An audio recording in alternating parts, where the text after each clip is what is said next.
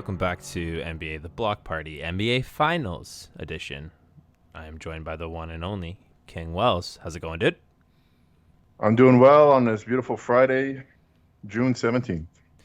And last night we experienced a pretty exciting Game 6 NBA Finals.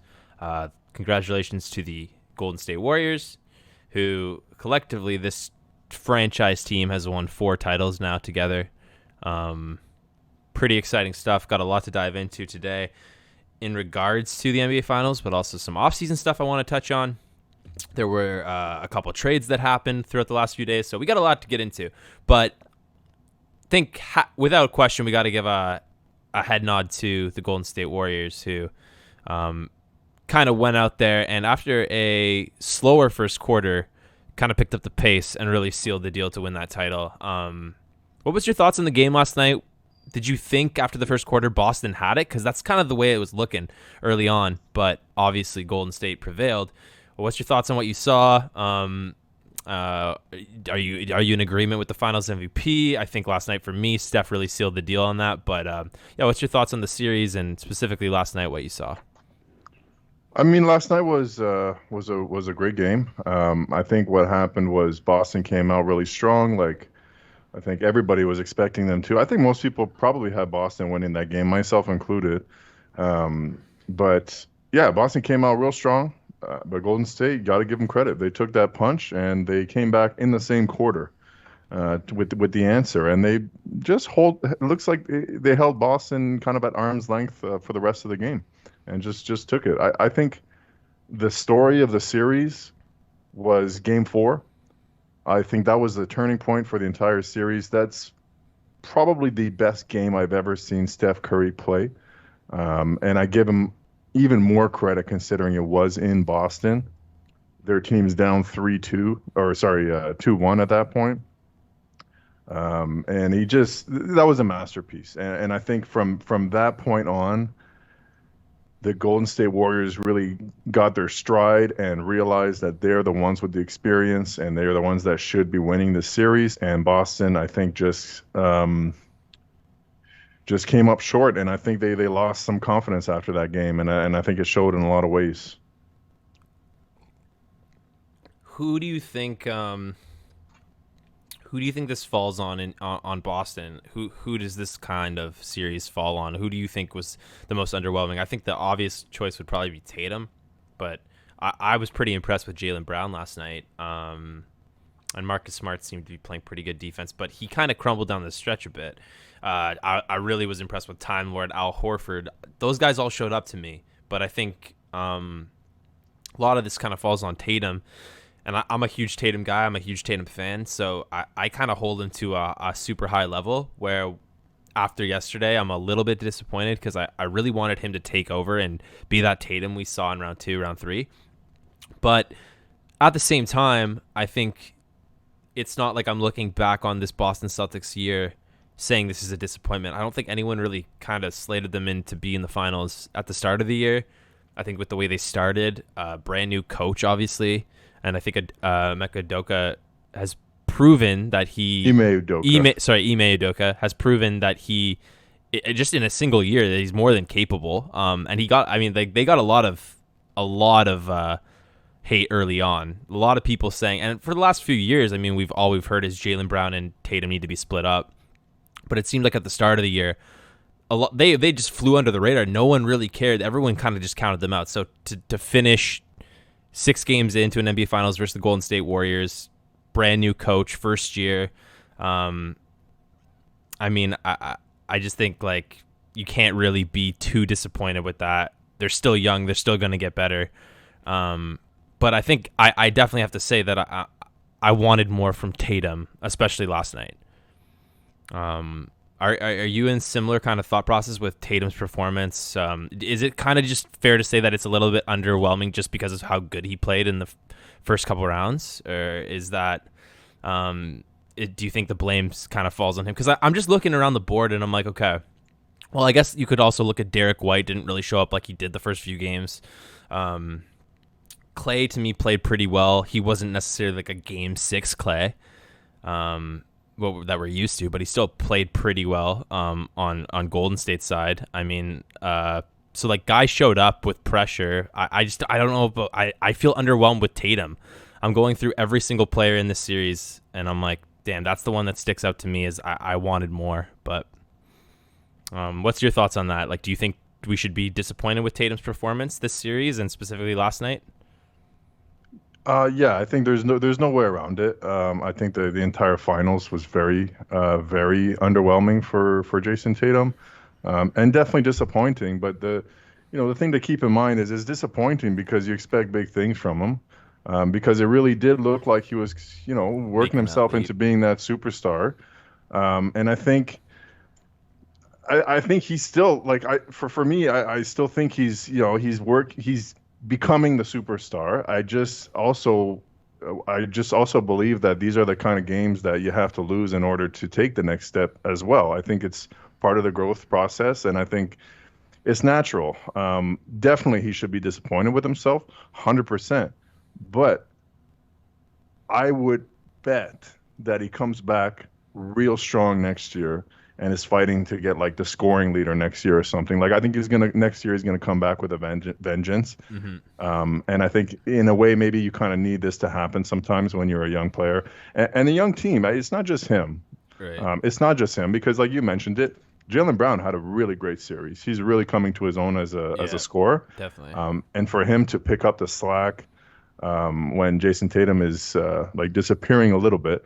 I think it shows a lot. It shows a lot for him, and it shows a lot for the Celtics. Like these guys, they're in great shape.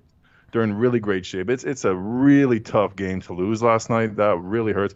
I'm always saying fuck the Celtics and shit, but I was feeling for the Celtics last night. That's a really tough game to lose, but I have no doubt that this is just going to be, in the Celtics movie about this team in like 10 years from now or whatever it is. This will be like, part one, the disappointment. And then next year they came back stronger. Like, I have no doubt. I have no doubt about that. Yeah, I think, and that like they're still so young. And like you said, like Jaylen Brown seems to be taking steps. Time Lord seems to be taking steps. And Time Lord was injured basically the entire playoffs. Yeah, he for sure. Like he was missing like a handful of not back to back, but like the second game of each series, like he would be out. Obviously had the knee surgery, but I was super impressed with him last night. And Horford. Well, I think Horford was last night's kind of gem besides Jaylen Brown.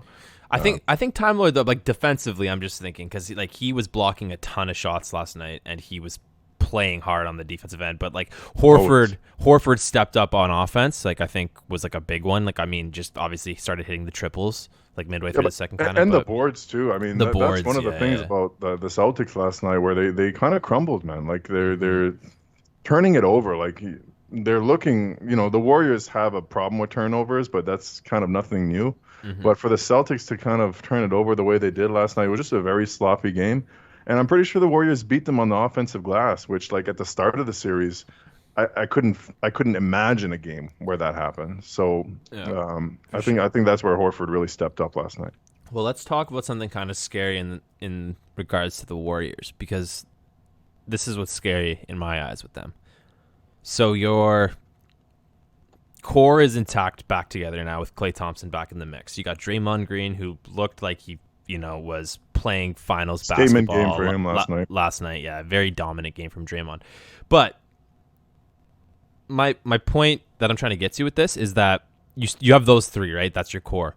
You got Jordan Poole, who without a doubt is only going to get better. You got Andrew Wiggins, right, who's going to get better. You got Kuminga and Moses Moody. You got Wiseman, who's not even in the picture. The Warriors are on trajectory to keep improving, which is scary. Do you think the smartest thing for the Warriors to do at this given point? So, like, I'm not too familiar with what Wiggins has left on his deal. Is it 1 year? Is it 2 years? One more year, I think. 1 more year. Are you trying to re-sign Andrew Wiggins? How are you going to manage Wiggins, Poole, Curry, Draymond? Like, how do you manage this? What's the plan? Do you try to trade value at its highest point right now? call me crazy, but are the Warriors in a position to make a blockbuster move after winning a title? Is that something we could see? I know it sounds stupid, and it's like, why would you blow up a team that after just winning? But I mean, if you're being realistic about the situation, you got to sign Poole at some point. You're still next year. You're still super young. You got to figure out if you're going to keep Wiggins in the rotation. I think Draymond Green's deal is ending kind of soon. You got to figure out what's going to happen with Draymond. He's going to take less money. You got to kind of figure these things out.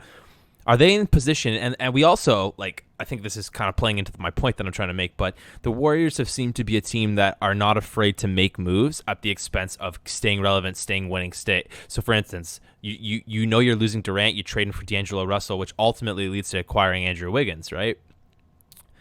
Are the Warriors in a position now with winning this fourth title, winning this fourth ring as this dynasty? Are they in a position to make a move? I know it sounds crazy, but is that in their best interest, given, like I said, like the free agency of Andrew Wiggins and having to re-sign Poole and just kind of thinking about it long term? Are they in a position to make a move? Could we see the Warriors make a move? Is that crazy to say? What's your thoughts on that? Well, I think so. They're going to come to a crossroads next season because Andrew Wiggins' contract is up, and so is Jordan Poole, and they're going to have to pay Jordan Poole if they want to keep him. And I think they do want to keep him because one of the things I wanted to say about Jordan Poole is he was kind of low key their offensive X factor in the finals. Like in Game 4, he showed up. In Game 5, he showed up, and in Game 6 last night, he showed up too. Mm-hmm. And when he does show up like that, all of a sudden the Warriors have just an amazing scoring punch off the bench. So I think it's going to be a high priority to keep Jordan Poole. I just don't see how they can keep Jordan Poole and Andrew Wiggins. That's the thing at this point. So I wouldn't say they're likely to make a move just to make a move and try and get better or anything like that. But they are 100% this year. I would look for them, maybe not this offseason, but maybe like closer to the trade deadline or whatever it is. They're definitely in line to make like a money move, like a cap saving move at some point. So, and they have a lot of assets to that are available for that. But I'm looking specifically Andrew Wiggins and Jordan Poole. There's something probably going to happen there. So that's what I'm wondering. And then I kind of wonder, are the Warriors a smart enough team and front office specifically, right, to look at that situation coming up, say we're not going to let this kind of perplex us. We're gonna try to move on this while we can, while we still have Wiggins under contract, while we still have this. I mean, I think the consensus, if you look at Wiggins at the start of the year versus Wiggins now, you have to assume that his value is exponentially up through the roof. Like, I think there's a lot of teams that would jump. I think it's the highest it's ever been right now. Right. So I think this is a time, if you're Golden State, you're looking at the situation at hand. You're thinking, okay, can we afford to keep Wiggins and Poole? Probably not. Do we capitalize? Do we make a banger move here and try to get another star? I know it sounds crazy, but do we try to bundle Wiggins into some sort of package? Do we try to make a big splash and just say, you know what, let's go all in on the next 3-4 years with these guys?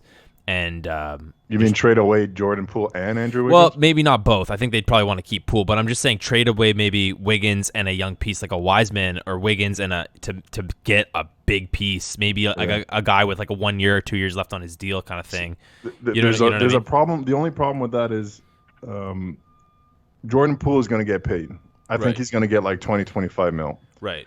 And I don't think they can afford it. So that will swap places the highest with Wiggins' salary in the entire league. So I don't see them making a move and taking back another big salary. I do see them making a move and taking back like maybe draft picks or something and trying to cash in on an asset or cash out on an asset. I do see that kind of happening. It's not impossible for sure. They're already the highest salary in the entire league. They're going to have a crazy luxury tax again next season, no matter what. Right. But and they're winning, so that it's definitely gonna it's worth it long haul when you're winning. You get that playoff revenue. You get obviously the championship. It's gonna be worth it. But it's just like, are they smart enough to say this is high? Like, are they smart enough to look at the situation at hand and not get lost in signing? Like, I'm going to use LeBron as the example here because it just hits home for me and it makes me think of this, and it's not necessarily a good example to and not something I want to shed light on in what LeBron did, but it's like you get J.R. Smith's paid, you get Tristan Thompson's paid, you get these guys paid, and it's like you think back to that was their highest point of their value coming off that win on the championship. That's when Tristan Thompson's value was the highest. Like, if you were to think if they could have traded him at that time, or if, and I'm not saying this is where Wiggins' value will necessarily be the highest. I'm not even comparing Wiggins to Tristan Thompson. I'm just trying to say that, like, post-championship, fresh, and like you said, probably not being able to keep Wiggins, you got to think they could use that somehow as a trade piece to bundle it, as much as you want to keep Wiggins in rotation, because he is such a good fit on this team. I don't think there's any doubt about that. I think defensively, he was their best player, pretty like for the most part. I mean, you got to obviously you can't count out Draymond Green, but I'm just saying, like, no, for sure, Andrew Wiggins was their best defensive player this series. There's no doubt. Right, he's one of the main reasons that Jason Tatum struggled. Right, that's my thing. So it's like you don't want to lose that piece, and then you start thinking of Wiggins' value, and you start looking at his offensive game, and you go, okay. So he can hit the three. He's not necessarily the best three-point shooter, but he can hit the three. He's got step-backs, post moves in his arsenal, mid-range. He can pull up with a dribble pull-up. He can catch and shoot. He is turned into now a player that doesn't necessarily need the ball in his hands. Like we've seen that especially this year in Golden State. He doesn't need the ball in his hands. His efficiency's come up, but it's specifically, obviously, his defense. A lot of teams in the league would look at Wiggins right now and say, we want to add that guy. That guy is a perfect fit, or that guy could be a star for our team, maybe a perfect number 2 piece, whatever. I got to think that the Golden State is smart enough to explore that and to look down the road. They've been in this situation, and they've been in the finals. They've seen this, how these things play out so many times. They know what they're doing. We saw it with the Kevin Durant trade offseason. Like, I just think that there's something coming there that might seem surprising. What it could be is that they trade Draymond Green instead of re-signing him too. That's interesting. Like, they could pick Wiggins over Draymond Green, which is probably what the organization would want to do. Like, if you think about it, because if Draymond is insisting on a max deal, yeah, right. I could see them doing that. But who's giving Draymond a max deal? Because part of Draymond's value, I think a lot of it comes from the fact that he's in Golden State, playing with Steph and Clay. It sounds awful, but I'm not trying to denounce what Draymond Green does or how effective he is or how good he was last night, obviously. But I think a lot of that value does come from playing with Steph Curry and Clay, and like getting kind of just, being able to play that certain style with those guys. I don't think it would necessarily translate as well, at least to a max deal for Draymond Green to another team. Am I wrong on that, or do you somewhat agree with that? No, I think he's going to take less, but he already has less than a max anyways. I just mean, like, unless he's insisting, for the same amount of money or whatever it is, right. He has a player option in 23, 24, so he might just take that. Can you hear me? Hello? Did you cut out again? Oh, okay. All good. We're just going to call back. Don't know what's going on there. Reconnection, poor network. All right, all good. We'll just call back.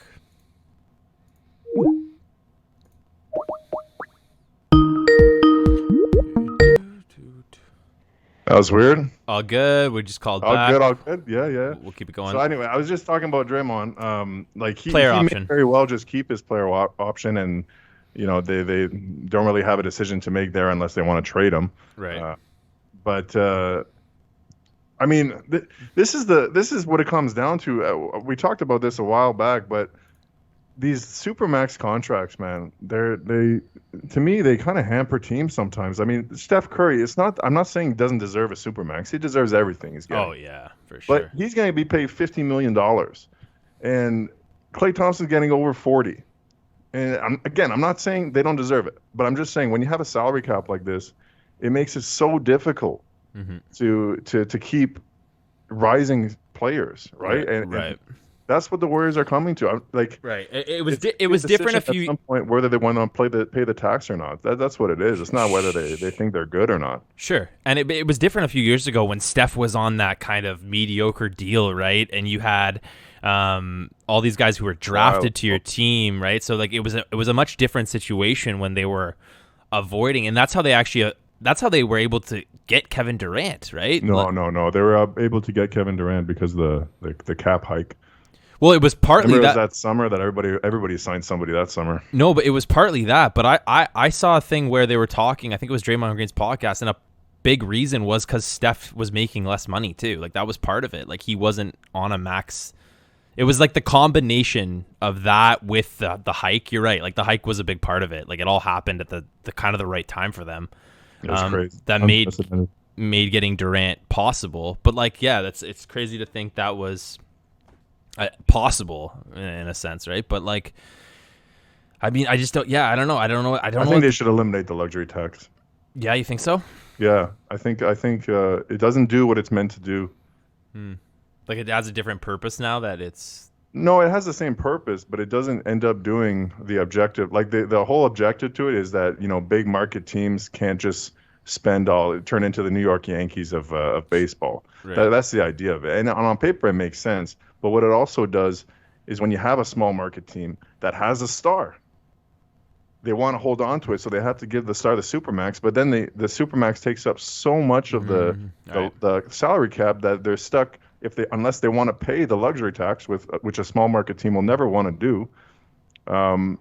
They gotta let those Jordan Pooles walk. What do you think? What do you think if they have like a rule where they expedite 2 max contracts from the luxury tax, and then the luxury tax like gets imposed on the rest of the roster or something like that? Well, I think they do something similar in the NFL with the franchise tag, or at least they used to, and I think that's what they should do, where you have one player where you designate your franchise player, and his cap does not affect his money does not affect your cap. It's completely off the books. I kind of like that. Every team will have that guy. Sense. Every team will want to have a supermax, or if you want to do that way. Sure.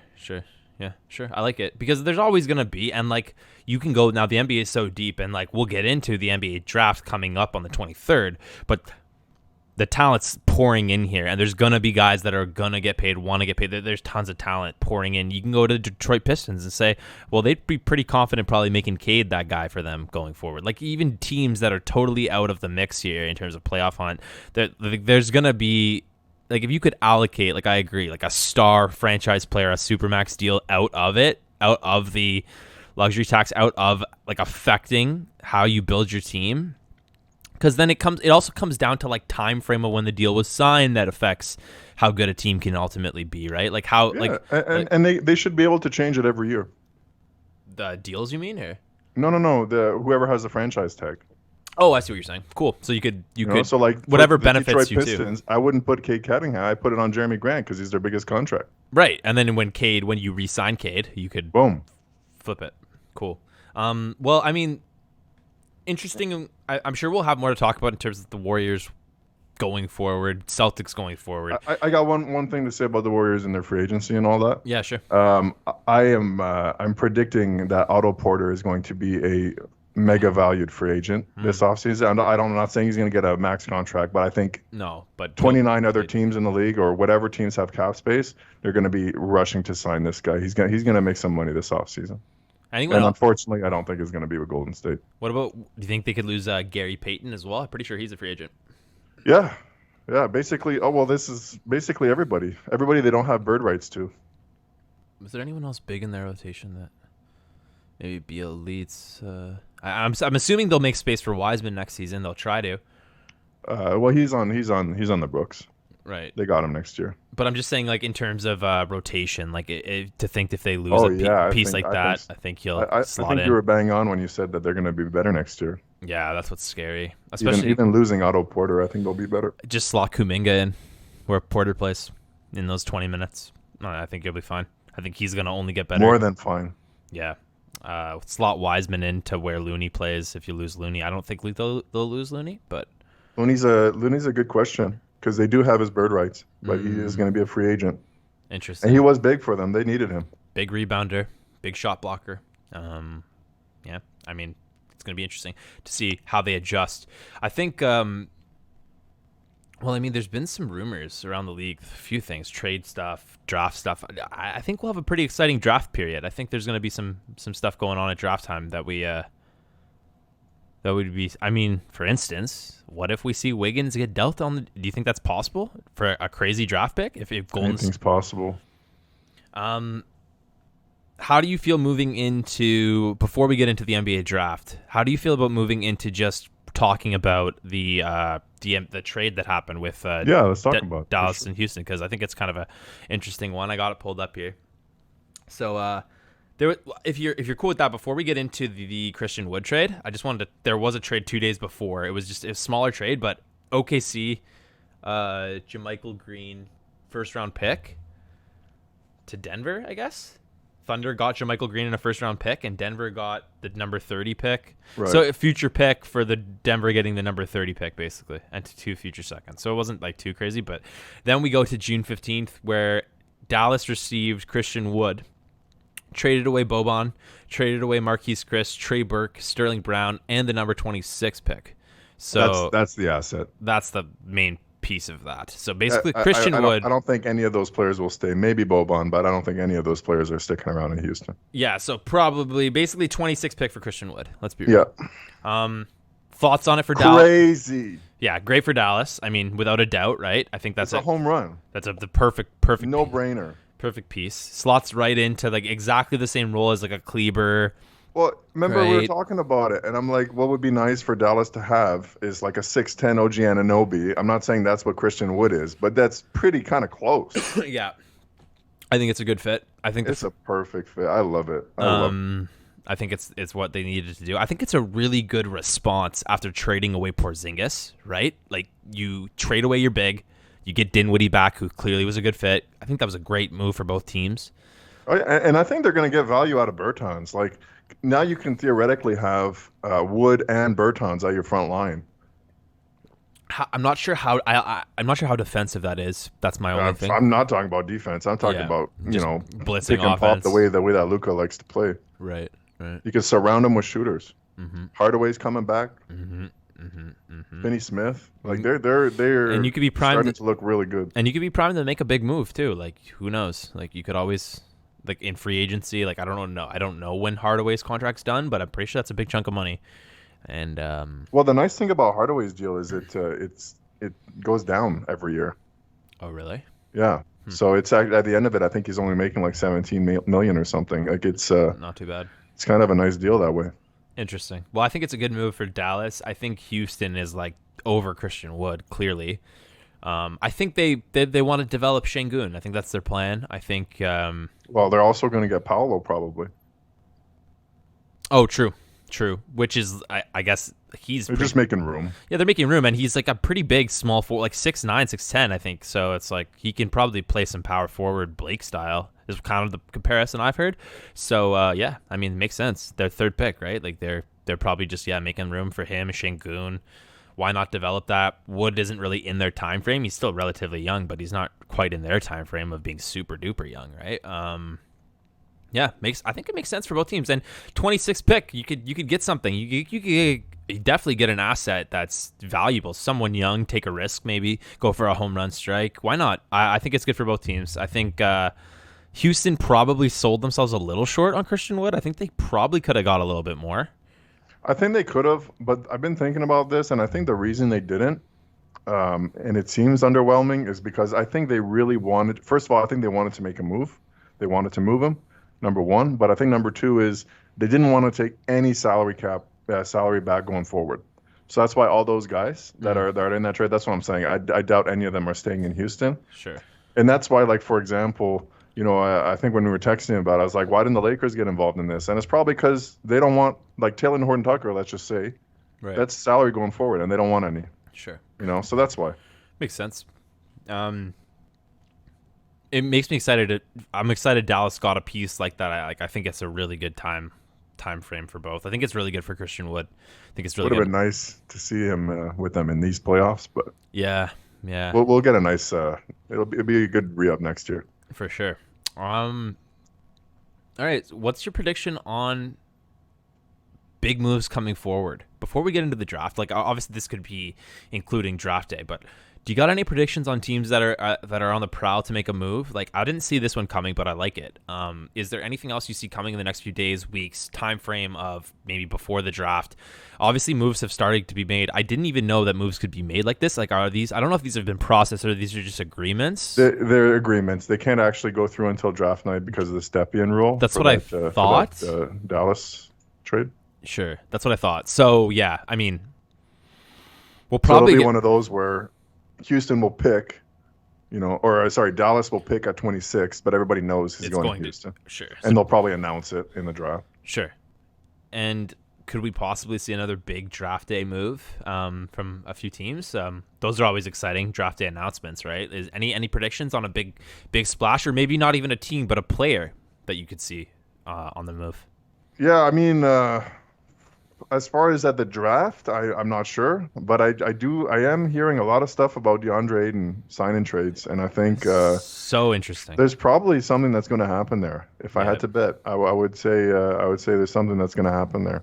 You think it comes down to Phoenix not matching? Like not wanting to pay him in a way, yeah.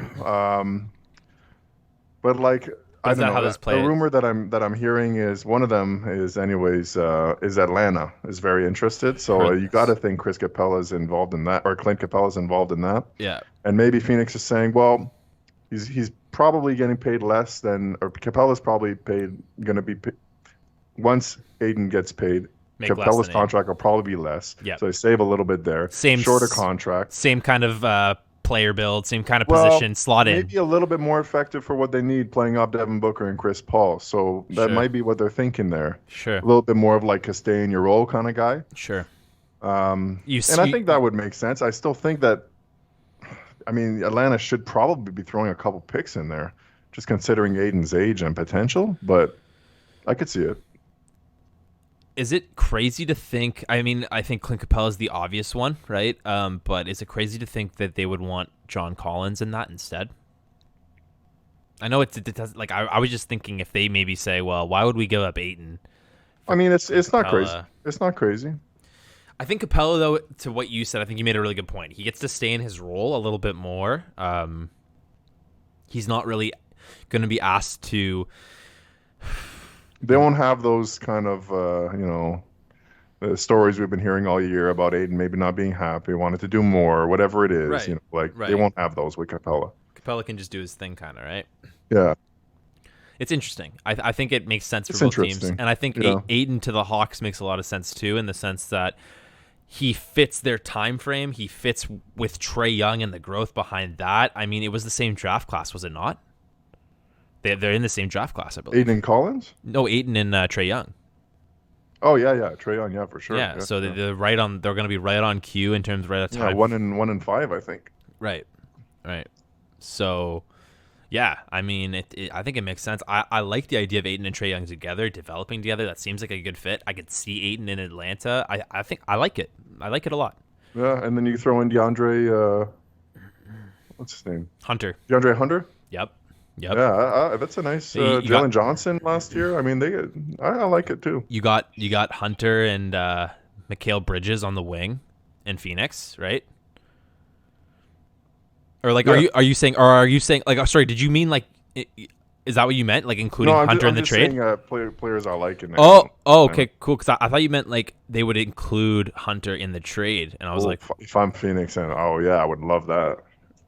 that's kind of like I was thinking then Mikal Bridges and Hunter in Phoenix or something. But I mean, I I don't, like that a lot. I don't know if you never know, man. I could roll with that. right? I could wrap my head around that if I'm Phoenix. Because then it's like, okay, we're losing Ayton, but we basically fill the same void with Clint, and we get a guy like Hunter, Yeah. and then maybe Atlanta doesn't need to include as many picks or a True. pick or Or something. maybe just one. Maybe. Yeah, exactly. And then maybe they get their guy in Ayton, and maybe they I don't look hate that. maybe they look at what they drafted in Hunter and they go, all right, we like him, but maybe we were a little too ambitious because I remember during Hunter's draft they were pretty high on him. I think they even traded up for him or They something. did.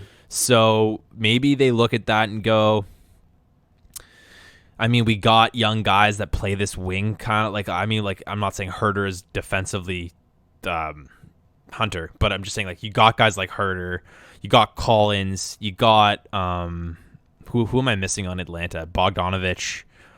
They have Danilo, but I think he might be a free agent. Is there another wing defender they have? Or am I They tripping? had Cam Reddish. He might be. Reddish. Oh yeah, they traded Reddish to New York, right? Okay, yeah, that's who I was thinking of. But is there someone else wing defender besides Hunter? Well, they got Jalen Johnson last year in the draft. I don't know if I call him a wing defender, but he's a big body. Who am I missing on Atlanta's roster? There's no one else I'm missing. Frig. Anyways, They got. I think he's more a center though. It's like Onyeka Onyeka. Kongwu, Yeah, Kongwu, yeah, not who I'm thinking of though. But I think they could afford to get rid of Hunter. I don't know. To get Aiton, I think it might be I worth. like that move for both teams. Right. Capella slotting into Phoenix, I'm cool with. Like, especially if I'm Phoenix, I honestly don't think it would be that much different. I actually think Hunter and Capella is actually a nicer fit because you could play Hunter where you play Jay Crowder, bring Jay Crowder off the bench. You got Hunter and Bridges on the wing. I like it a lot. Why not? NBA draft. I want to move to this. There's been some talk about the first pick. It's been changing from what I've seen. I've seen a lot of. It seems like one of those drafts. Like, to me, this isn't like a Zion year where you know Zion's number one, or this isn't a number like. As much as I like want to say I see Chet going number one, I've seen a lot of Jabari Smith at one lately. So I don't know what's gonna happen. Who do you think is going number one in this draft? I think Chet to OKC just kind of seems like the more ideal fit, but I wouldn't be surprised if Orlando says we'll take Chet. I wouldn't be surprised if Orlando takes Smith. I just don't really know what's going to happen. I definitely think it's between those two, and I think Paolo at 3 makes a lot of sense for Houston, but thoughts on the number one pick? Thoughts on who would you take? I think last week we were both kind of on the Chet side. More and more I watch, I really like Smith. I think he's going to be good. There's nothing not to like about Smith. I know, and that's where I'm like, damn, like that guy, like. But it's like a sure thing. The thing with Chet though is like potential. Yeah, you could look at Chet in 4 years and be like, oh my god, what's he? Because I think going with Chet is like swinging for the fences. Sure, but not as risky as that. It's not like it's not like in my eyes. Like this, just hear me out. Like I don't think it's. I think it'd be easy to look at Chet and Smith in 2 years and be like, hey, Smith's probably better. But if we're looking like 5-6 years, I don't know. I don't know. And I think that's probably what you mean by swinging for the fences. But I don't think I'm necessarily going to look at Chet and say, even if he doesn't pan out, he's going to be a bad player. That's kind of what I mean by it's not a swinging for the fences risks. But I think I'm in agreement with you. Like, wouldn't be surprised if the next couple of years we're looking at Smith and saying that's the guy right now. But who would you take? Depends what team I am, but I think if you're Orlando at 1, just say, given Bamba, given Wendell Carter, given Isaac. What do you Atlanta's in a weird Orlando's in a weird place because they just seem like kind of a shit show. But not that they're poorly managed, just that they have a lot of guys on the team and nobody really has established themselves as really anything yet. Sure. So I think if I'm Orlando, man, I think I'd probably go with Chet because number one pick, I think you have to go for the home run. I think you have to. Especially if you're a team like Orlando. Like if they had a player on their team that this is the guy we're building around, and I might be a little bit more inclined to go with the sure thing, Jabari Smith. But I think Chet is just the potential is just too tempting for me. Yeah, I know what you mean, and I think this is what separates Chet to me. Okay, hear me out. I don't think Chet is just a guy with that frame who can shoot, who can block shots. I think Chet has that X factor. I think he has that mind, that NBA mind. I think he has that winning mind. Like I've followed this kid since high school. I was pretty hyped on him, but what always stood out to me, it wasn't like this guy wasn't dominating in the sense that he was physically really imposing. He has the frame and he's obviously long as shit, but he's not going to physically torment you. What always impressed me about Chet was, and I truthfully haven't seen as much Smith, but recently been watching a lot more Jabari Smith because I've just been curious, and I think he looks really freaking good. But what always impressed me with Chet was he seemed to just have a killer instinct about him. And he seemed to always come up in the clutch. He seems to defensively be really, really smart about how he plays. And he seems to have this kind of like mental thing that it's rare to find it in players, but it's very rare to find it in players of that frame, that height, with that skill set. So I think to me, if I was just basing it off of Chet's frame, Chet's ability, what he could possibly do, I'd say I'd probably go with Smith. But I think the X factor to me is that Chet, I think, has that mind. He has that ability to improve every year. Like I really believe. You don't think Smith has that? No, I think Smith has that too. But I think because they both have that, given Chet's freak show frame, freak show ability, freak show college season with just shot blocking, what we saw, I think I'd probably go Chet still.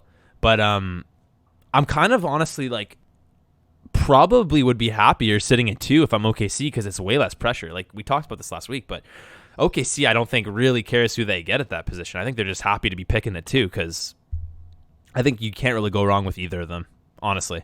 And I think they're going to be really, really good, both of them. So I don't, yeah. I mean, I'd probably go Chet, but I think if you're OKC, you're laughing because you're probably pretty good. And I think, honestly, Houston's pretty happy of picking with 3. I don't think they have any. I think Paolo could kind of come out running even early on, maybe. He could low-key end up being the best. Yeah, and he could come out. I wouldn't even be surprised. He could come out being Rookie of the Year, too, to me. Just given if you slot him into Houston and he's kind of running that point forward kind of role, dishing to Green and KPJ and just kind of facilitating, because KPJ is, I like the guy, but he's not really a point guard of the future. I like KPJ kind of like a Clarkson, kind of like a scorer, a super solid scorer off my bench. Yeah, that's kind of where I see KPJ. So I think if I'm Houston, I really am intrigued by the idea of like a Paolo coming in at 6'10" and just kind of being a facilitator for me, with Green probably taking a big step next year too. Şengün, I anticipate taking a big step. So yeah, I think you got to be pretty happy with those top 3 picks. And then I think even after that, there's always like sleepers. There's always going to be people here. There's this one kid, I think, is it Jalen Duran or something? I think he's one of the big guys in the draft. That's kind of intriguing. And I've seen some comparisons, I think, to Ayton. He's pretty large. Probably a lot of talent that we hear about, midway through next season. I mean, let's go back to the last draft. Guys like Josh Giddey are totally under my radar till like draft night. Then I see Josh Giddey and I'm watching him last year and I'm like, I love this kid. He's a stud. Franz Wagner in Orlando, to their credit, looked really good last year. Jalen Suggs, I think, takes a big step up in Orlando, and I think the idea behind pairing like a Suggs and a Chet together is intriguing if you're Orlando, or a Smith and a. But there was one thing I saw that I texted you about and I didn't realize.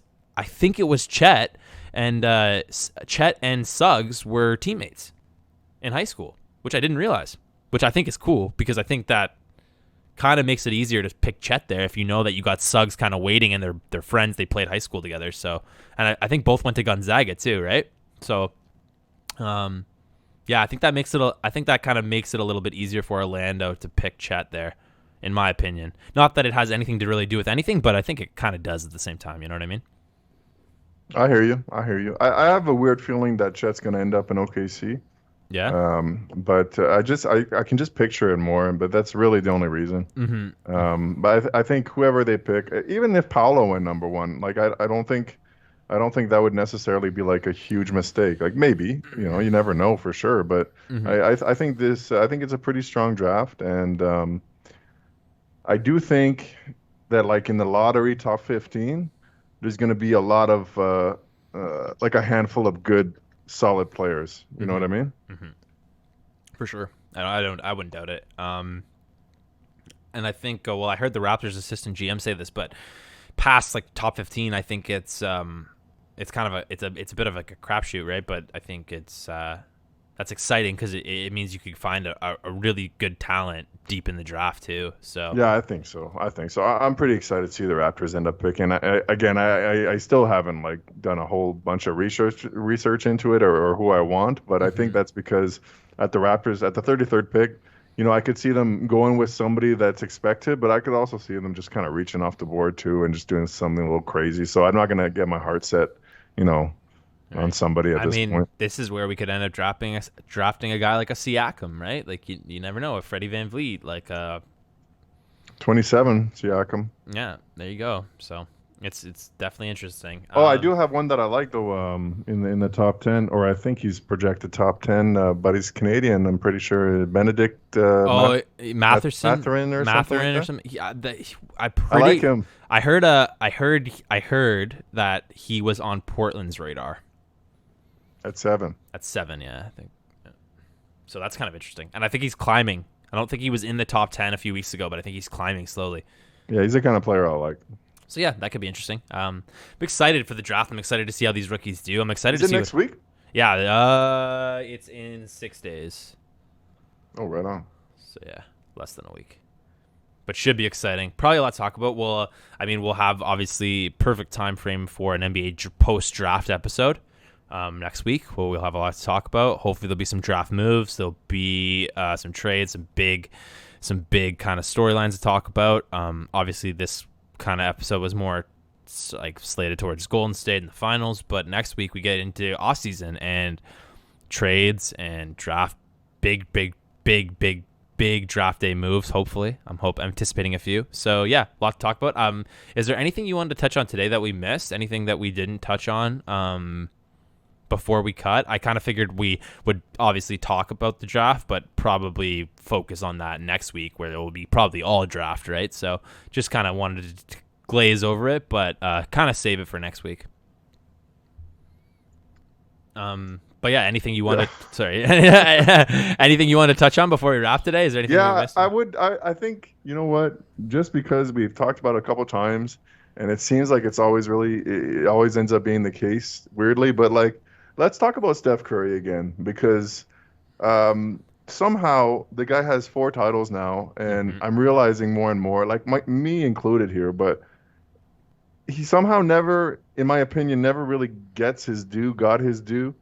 And it seems like last night he did with the Finals MVP. You know, probably the only real trophy that's missing from his trophy case there. Yeah. I think that's what somebody said, and I think that's hitting the nail on the head. For sure.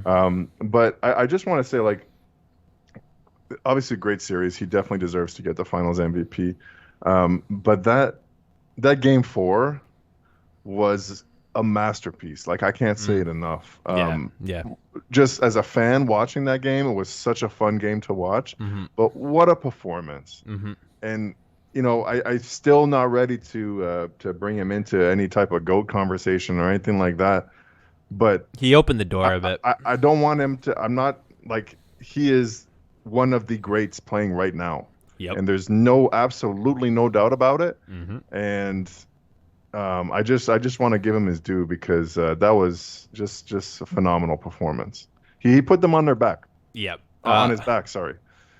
I honestly, I think that's very well stated. I think it was well deserved. I think it's good you mentioned that, because I don't think we probably talked about it enough. But I think it goes without saying. In my opinion, I have Steph in my top 10 all time. I think me too. I don't know where I put him, and I don't know who I'm taking out. But yeah, and I don't think I even need to figure that out. But I right now, I don't think and this is kind of what I was thinking about last night. But it's like, I don't necessarily think I need to figure that out right now. But what I do know for certain is that Steph Curry is one of the greatest basketball players to ever play the fucking game. There's no doubt. There's no doubt. And he is transcendent. He is, as you know, I watched LeBron James dominate in the finals. I'm not going to say Steph Curry is at that level of where, like, I'm going to put him in that GOAT conversation with Jordan or Bron yet, but door's been opened. And you know, as big of a LeBron James fan to say this, but if Steph Curry has 6 rings when it's all said and done, 7 rings, which I think could happen, I'm not counting him out of that GOAT conversation at all. If he gets 6 rings, I'm going to have to revise that. But we'll see. But he's got 4 now. He's got 4, same amount as LeBron. I mean, we also have to keep in mind 2 of those came with Kevin Durant being the Finals MVP. He probably should have 2 Finals MVPs, like, if I'm being honest. The Iguodala one. Give him one. The Iguodala one, I think, is up for debate with a lot of people. Actually, you know what? I take it back. I take it back, because I really will die on the hill that Iguodala MVP should have went to LeBron. Sure. I don't think it should have went to Steph. Yeah, sure. And that's a really good point too. Like that's in the conversation, in the debate with that one. So it's kind of a weird one. I think obviously without a doubt we're unanimously agreeing that Steph deserved that one last night. I think the world's in agreement of that. And like you said, man, it's the final thing in his trophy case, and it's nice to well, I think it speaks volumes, bro. It just shows like I think the coolest thing with Steph to me is like if you were to like probably say that guy is going to be what he is when he enters the league in 09, no one's believing you. No one's even thinking it's possible to be as transcendent as he was. And there's just not a lot of players that I've watched throughout my time of watching basketball that I go, that is just something I've never seen before. You know what I mean? Like it's just very rare. He changed the game. I mean, he was a big part of the game changing to where it is today. Right. And that's gonna be there for a long, long time. I mean, I think he kind of introduced, maybe introduce is not the right word, but opened the door into the golden age of point guards that we've been enjoying for the last decade or so. Yeah. And we're going to continue to enjoy. And like I'm completely in agreement with you because back in when I was growing, like in the 90s, everybody wanted to be a shooting guard because everybody wanted to be Michael Jordan, and then Kobe. That slowly turned into wanting to be a all around wing player like LeBron, right? And then Steph made it fucking cool to just anybody could be like Steph, right? Like truly anybody could play like Steph because he was never the biggest guy on the court. He's never the most athletic, but he works his ass off all the time. You made that great point about the way he his stamina and he takes care of his body and he moves on the court. Yeah, no one talks about how good, he is one of in the best physical conditions out of any NBA player, and no one even talks about it. That's right. And another thing that I would really tip my hat to him that probably I have not ever seen. I might be wrong. I might have to. I'm sure maybe people will correct me on this, but off the top of my head, I don't think I've ever seen any type of superstar at that level, and someone that's successful as he is, at the level that he's gotten to, be so willing to take a back seat or not have that spotlight on him or celebrate his teammates or have a guy like Kevin Durant join the team and be okay with it and not be butthurt by it or make things difficult. You know what I mean? Like that means a lot. And things like that is how dynasties last forever. Flourish. If you don't believe me, just ask Shaq and Kobe, Yep. Ask, dude, I mean, you can go through the list, but that is one of Steph's most valuable assets to me. Steph Curry could play on any NBA team.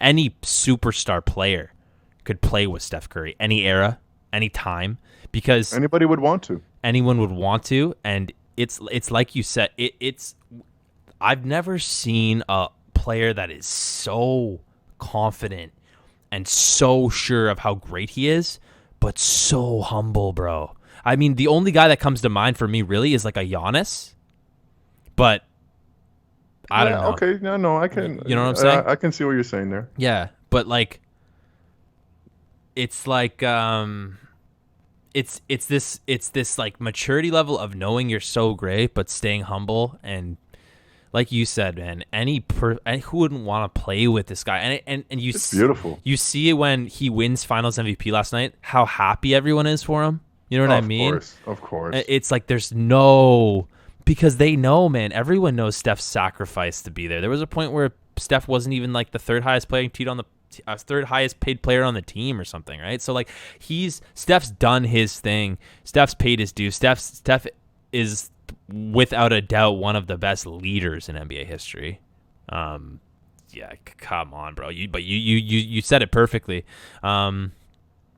And I think after yesterday, you get to sit on this, just like we sat on Giannis last year, winning throughout the offseason. You sit on that, and then you come back to Giannis and you go, wow, phenomenal, Hall of Famer. Absolutely. It was a Hall of Fame performance from Giannis last year. 100%. But then, it was a Hall of Fame performance from Steph this year in the finals, I think. For sure. And it's nice, like that reassurance of like, wow, we this is one of those guys that he'll be spoken about in the game of basketball forever. Like Absolutely, he no is question. he is it's an icon, right? Like and it's like, damn, it's so cool because if anyone deserves it, bro, it's Steph. Like just the way he is, like you couldn't be happier for the guy. Like how could you hate the guy? That's the thing I was trying to say with like the Giannis thing. It's like it's so hard to hate guys like that because they're so Right. they're so humble. Like it's different. Like Jordan and LeBron. It's like it's not like that. Like as much like I love those guys. They have more of a confident arrogance to them. Like, Well, Jordan wanted you to hate him. Right. Because he hated you just for thinking you might be on his level. Yeah, Jordan's a sicko. And LeBron, I see more of that in LeBron than I do like a Steph or a Giannis, right? But like I think that's what makes Steph so cool. It makes him so admirable. It's like and like you said, man, it really gives confidence to like how couldn't it make you smile? But these young kids that maybe aren't tall players coming into the league, maybe your maximum height is 6 foot, 6'1", but to know that there's players out there, with that possibility in their mind, like wow, a guy like Steph can exist. You know what I mean? Like knowing that's out there, it's good for the game, bro. It's good for the game. How could it not be? It's inspiring because it's like wow, we don't need to all be 7'1" fucking Jokic's. You can be one of the greatest of all time. Jokic is a kind of a product of that too, in a weird way, because a guy at Jokic's size, 20 years ago, they would have been like, play like Shaq. Yeah, bro. Why are you shooting that? Yeah, but he's playing like playmaking like Steph. Sure, it's about playing the game with joy and finding creative ways to affect the game that people just weren't thinking about a long time ago. For sure. And I'm not trying to diss it. It's just no, it takes time. I feel you. And like you said, like I think a lot of people, like a lot of the narrative is like this creeps Steph into the top 10 all time for a lot of people. And even like Shaq said it best. Like I don't even know who Shaq was like, I don't even know who I'm taking out, but I know he's in there. And that's the same boat. I'm like, I don't even want to talk about who I'm taking out right now. Maybe we can do that one of the podcasts. I'm summer or something when we get bored. And I'm game. And then you like this. Here's a question. Well, I don't want to answer this right now, but let's talk about it at some point. Steph Curry or Kevin Durant? Because I think now. No, you know what? Let's talk about it. I don't know if we said that, but I think that's more of a. That might be more of a. We saved that one. No, we saved that. That could get hefty. Okay, fine. But as a little teaser, that could get hefty. That's all I'm saying. I think the entire league is looking real hard at Kevin Durant or in Kevin Durant's direction right now, and it's not just KD, it's Kyrie too. Yep. And I think there's some real questions there. Interesting. Some real questions. That's one of the I wrote down here we don't have to get it, but I wrote down a couple things. I was trying to think of stuff for the podcast. I'm like, what do we learn from these playoffs? You know what I mean? And number 2 is Nets are in trouble.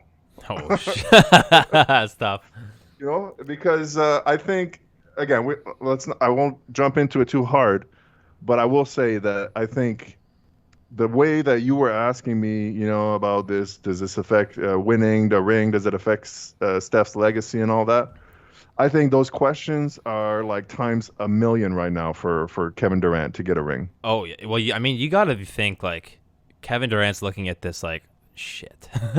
Like I get swept round 1. There's this There's this narrative that they don't need me. They don't need me in Golden State.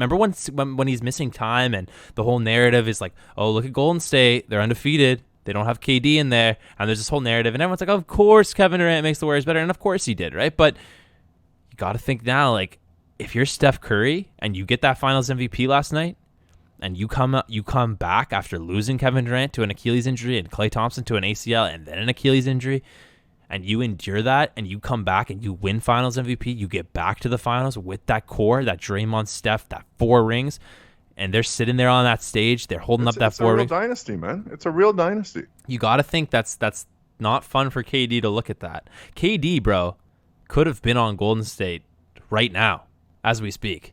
He could have re-upped on Golden State, make no mistake, right? I'm glad he's not on Golden State. No, and I think he made the right decision in terms of like he wanted to win by himself and he did his thing, but it's crazy to think they don't need to necessarily like they could have re-upped Durant, and I don't know what the Poole situation is, right? If They would have the same question with Poole, but no Wiggins.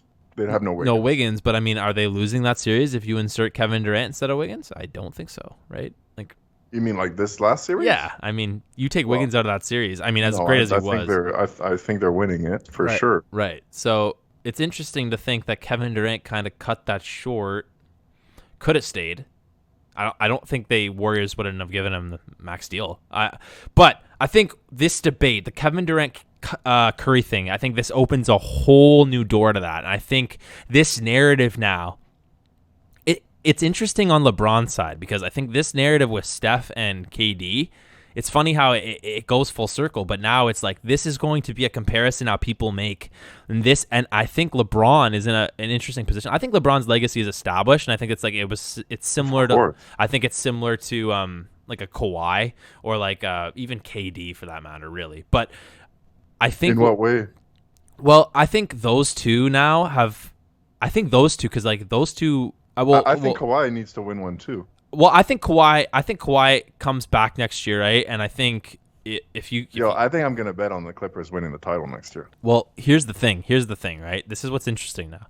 Yeah. Is you got the Lakers who are kind of in a bit of a tricky spot. You got the Warriors who have now established they're back on top. Yeah. But you got the Clippers got Dallas knocking down the door real fast. Right. But people forget the Clippers made that Rocco, Norm Powell. They got Norm Powell. Right.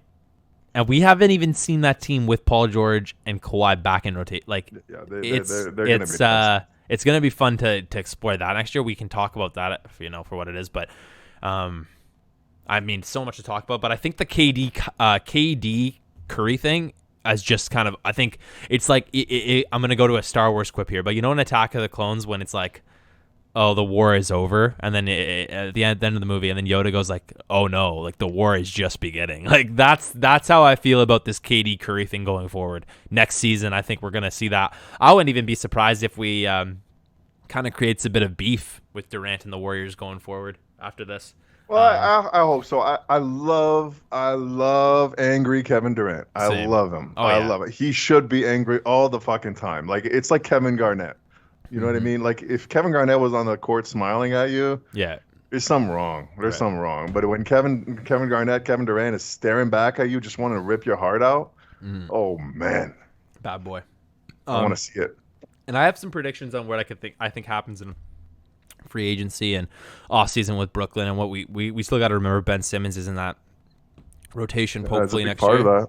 Well, hopefully he ever plays again. Yeah.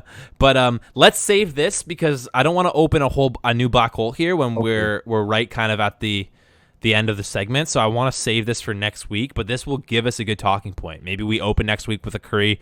We'll probably open next week with draft. But maybe in the next following weeks when we have like less to talk about, we can I'm with you, bro. We can we'll open these black holes and kind of dive into it analytically and statistically, and we can get into those kind of fun things. And who knows, there might be some crazy offseason talk at that point too. But I think today we should probably wrap just because I think we don't want to open that. Sick of me, I get it. Don't worry about it. Well, it's just like we don't want to open that can of worms and right now, but I think I hear you, bro. For gotta leave the people wanting more. Exactly.